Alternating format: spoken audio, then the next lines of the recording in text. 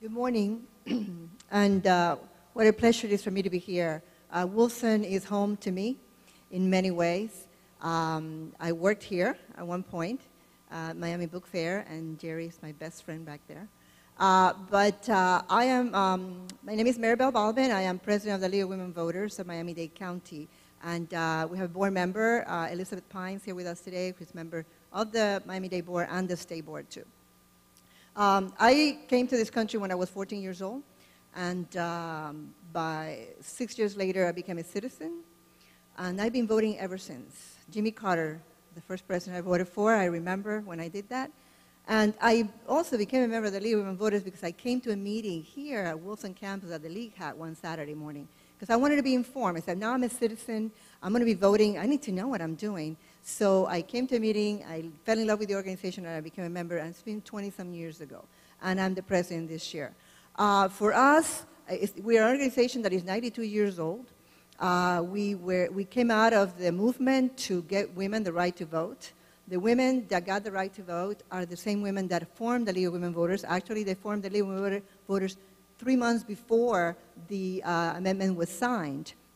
So we were already getting ready for what the next step was going to be, which is educating voters and registering voters and getting voters engaged in the democratic process. So when House Bill 1355 passed this year, that just sort of destroyed everything. Everything that we do, everything we believed in, all of a sudden was disrupted. And there's a number of things that the bill did, as you all know, and they'll be addressed by the rest, and I'm only going to talk about the voter registration part of it, but the early voting issue, the turning in the voter registration forms, and all the different aspects that were impacted by this bill put us in a situation that we could do nothing other than sue.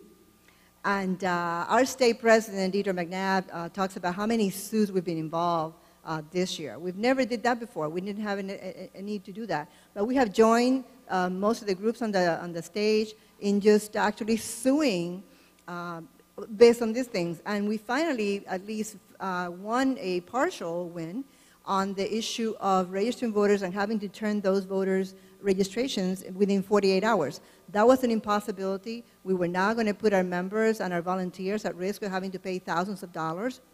So the League stopped registering voters. So as a result of all the voter suppression issues that were in that bill, the response from the League was, we do not register voters anymore. And we didn't register voters for a whole year.